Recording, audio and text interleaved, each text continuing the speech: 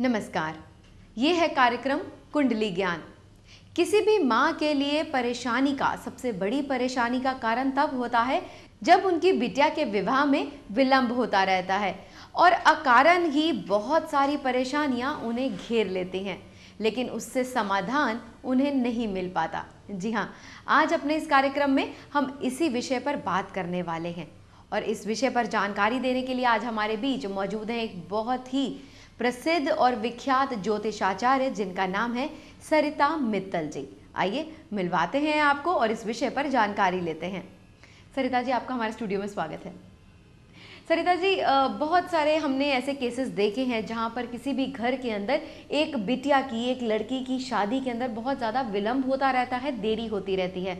वहाँ पर माता पिता के लिए जो सबसे बड़ी परेशानी होती है वो यही बन जाती है। तो आप हमें बताएं कि किस तरह के केसेस आपके पास ऐसे आते हैं और अगर आते हैं तो उसमें आप कुंडली के अंदर क्या देखती हैं? कौन सा जो ग्रह होता है इस विलंब के लिए रिस्पॉन्सिबल होता है? देखिए, हर माँ बाप का सपना होता है अपनी बिटिया की शादी करने का। बहुत सुंदर बेटी होने के बावजूद, पढ़ी लिखी होने के बावजूद भी कई बार ऐसा कारण या हमारी कुंडली में कुछ ऐसे योग होते हैं जिसकी वजह से उनके विवाह में विलंब होता है।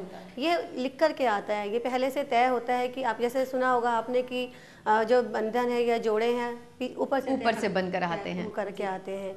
तो ऐसा होता है, अगर कुंडली का एक सप्तम हाउस होता है जिसको हम विवाह का घर कहते हैं, उस हाउस पर अगर कोई परेशानी है, कोई पाप प्रभाव है या कोई क्रूर ग्रह देख रहे हैं उनको, तब ऐसा कारण होता है। या फिर उस स्थान पर शनि बैठा होता है।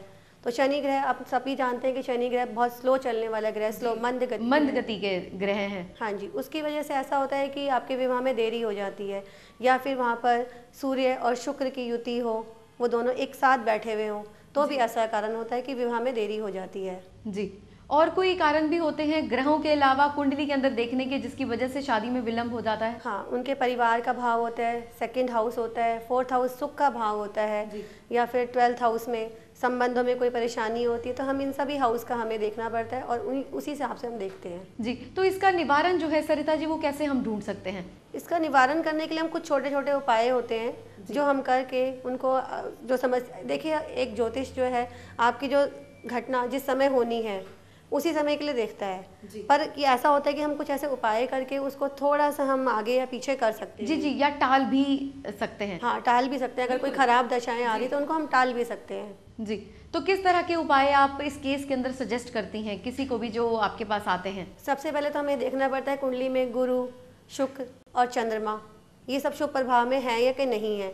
अगर इनमें से जिस भी ग्रह के जो शुभ ग्रह हैं, अगर कहीं परेशानी होती है या विवाह का मुख्य ग्रह, सप्तम हाउस का मुख्य जो घर होता है उसका स्वामी कहीं पाप प्रभाव में क्षीण हो, मतलब उसके पर बहुत बुरी तरह से उसके पर प्रभाव आ रहा है, तो उसको हम दूर करने की कोशिश करते हैं। तो उसके लिए जैसे गुरु के उपाय करते हैं हम। जी, तो गुरु के उपाय में आप क्या बताते हैं? गुरु के उपाय में बहुत छोटे छोटे उपाय होते हैं। आपको गुरुवार के दिन हल्दी से नहाना, स्नान करना, पीले वस्त्र पहनना या फिर गुरु के व्रत रखना। इस तरह से छोटे छोटे उपाय जो पूजा पाठ करके हम बहुत आसानी से जो परेशानियां आ रही हैं उनको सुलझा सकते हैं। जी, ये जो उपाय होते हैं सरिता जी, ये उसी लड़की को करने होते हैं जिसकी शादी में विलंब हो रहा होता है, या फिर घर का परिवार का कोई और सदस्य भी कर सकता है ये उपाय? ये उपाय सिर्फ लड़की को ही करने, तो कि एक बहुत छोटा इस टाइप का उपाय सिर्फ लड़की के लिए ही होता है, उसी को करना होता है। जी, इसके अलावा और उपाय बताएं सरिता जी, क्या कर सकते हैं कि ये जो समस्या है ये दूर हो सके? उसके हिसाब से हम लड़की को घर के वायव्य कोण में सुला सकते हैं ताकि उसकी जल्द से जल्द शादी हो जाए। क्योंकि वास्तु के हिसाब से भी अगर देखा जाए तो वायव्य कोण एक मेहमानों का घर होता है, विवाह योग्य लड़की को सुलाने का घर होता है। ये तो वास्तु की बात हो गई कि अगर वहाँ सुलाते हैं तो उसका जो शादी है, उसका जो विवाह है वो जल्दी हो जाता है, मतलब। जी बिल्कुल। और भी कुछ ऐसा उपाय है कुछ दान करने से कि शादी में जो विलंब आ रहा है वो टल जाए, ये चीज़ भी संभव है? ऐसा भी होता है, कुछ हम दान करते हैं, जैसे गुरुवार के दिन चना और गुड़ की दाल है गाय को खिलाएं, या फिर पीली चीज़ें हम दान करें, या पीला कोई भी, जैसे आप चावल बना करके या पीला हलवा बना करके आप गरीब कन्याओं को बांट दें, तो भी शादी में जो देरी हो रही थी वो रुकावट दूर हो जाती है।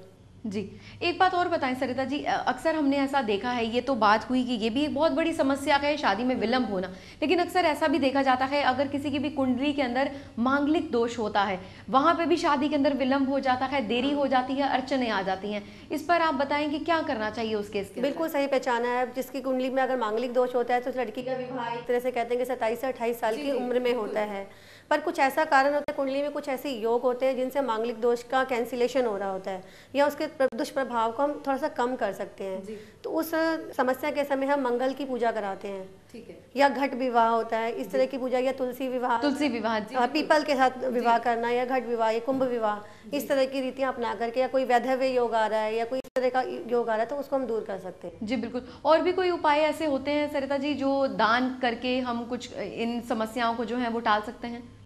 देखिए यही छोटे मोटे उपाय हैं, या फिर आप कोई मंत्र साधना है, ओम गुरु का मंत्र है, उसको भी उच्चारण कर सकते हैं।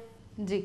और अगर यही हम बात करते हैं किसी लड़के की शादी के कुंडली के अंदर अगर मांगलिक दोष होता है तो उस केस के अंदर भी क्या सेम ही समस्याएं आती हैं और सेम ही उसके उपाय होते हैं? नहीं, थोड़े से उपाय लड़के के लिए डिफरेंट होते हैं। जी। जैसे कि हम मंगलवार के दिन हनुमान जी को देसी घी की जलेबी चढ़ाएं, और शुक्रवार के दिन थोड़ा सा सफ़ेद चीज़ें दान करें, जैसे दूध है, चावल है, चीनी है, या वाइट कपड़ा है, इस तरह की चीज़ें दान करें हम। जी बिल्कुल। सरिता जी, ये तो हमने बात की शादी में विलम्ब होने की, शादी के अंदर अड़चने आने की। अब आप ये बताएं कि अगर किसी का घर बस जाता है, शादी हो जाती है, शादी के बाद जो एक नई जिंदगी के अंदर लड़का लड़की प्रवेश करते हैं, वहाँ पे भी बहुत सारी प्रॉब्लम्स आती हैं। ये नहीं है कि वो जो उसके बाद जो जीवन है वो स्मूथ निकलता रहता है, ऐसा नहीं होता।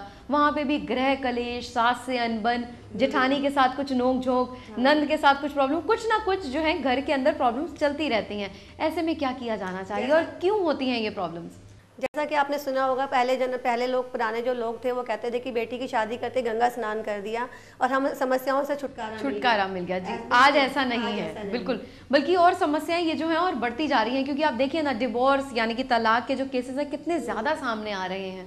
उसका कुछ कारण ऐसा भी होता है कि आपकी कुंडली में कुछ ऐसे दोष होते हैं, कुछ ऐसा होता है कि आज के कल्चर के हिसाब से कुछ ऐसे दोष होते हैं। आज हम आपको कुंडली के दोष बता रहे हैं कि अगर कुंडली में ये दोष हैं तो ये समस्याएं हो सकती हैं। जी। कौन सा घर इस स्थिति में आप देखती हैं जिसकी वजह से ये प्रॉब्लम आती है? इसमें भी हम दोबारा से सेकंड हाउस और सप्तम हाउस और फोर्थ हाउस के बारे में ही देखते हैं। वहीं देखते हैं क्या पाप प्रभाव है, या क्रूर ग्रहों की दृष्टि है, या युति है, या संबंध है, किसी भी तरह से उनका प्रभाव पड़ रहा है, या फिर गोचर में कोई ऐसा ग्रह या आपकी महादशा या अंतरदशा कोई ऐसी आ रही है, जैसे कि राहु की दशा, केतु की दशा, या शनि की दशा। जी। बेसिकली सूर्य और केतु की जब दशा आती है उस टाइम संबंधों के टूटने के बहुत ज़्यादा चांसेस होते हैं उसमें, बहुत ज़्यादा। जी बिल्कुल। सरिता जी, आप कुछ ऐसा बताएं हमारे व्यूअर्स को कि कुछ टिप्स ऐसी बताएं, कुछ उपाय बताएं कि जिससे कि जो नौबत है, ग्रह कलेश की जो नौबत है, वो डिवोर्स तक ना पहुंचे। इसके लिए हम शिव पार्वती जी की पूजा करनी चाहिए, रोज घी का दीपक जला करके उनके सामने अपने घर के बारे में, घर की समृद्धि के बारे में, अपने संबंधों के बारे में उस तरह का वातावरण बनाना चाहिए। जी बिल्कुल। थोड़े से दान पुण्य भी अगर कर सकें तो वो करने चाहिए कि शायद जो प्रॉब्लम्स हैं, ये जो अराइज हो रही हैं, वो ज़िंदगी से जल्दी जो है टल जाए। जी बिल्कुल। एक चीज़ और बताएं सरिता जी, मैरिज लाइफ के अंदर अक्सर देखा जाता है कि संतान की उत्पत्ति के अंदर भी प्रॉब्लम्स आती हैं। नहीं, कई बोलते हैं कि हमें संतान का जो सुख है, इतने साल हो गए शादी को, वो नहीं मिल पा रहा है। इस पर आप कुछ बताएं। हाँ, इसके लिए जिम्मेदार होता है पंचम हाउस। पंचम हाउस संतान का है, या पंचम से पंचम हाउस हम देखते हैं, वहाँ पर राहु का प्रभाव है, या फिर मंगल जैसे ग्रहों का, क्रूर ग्रहों का प्रभाव है, या वह शनि बैठा है।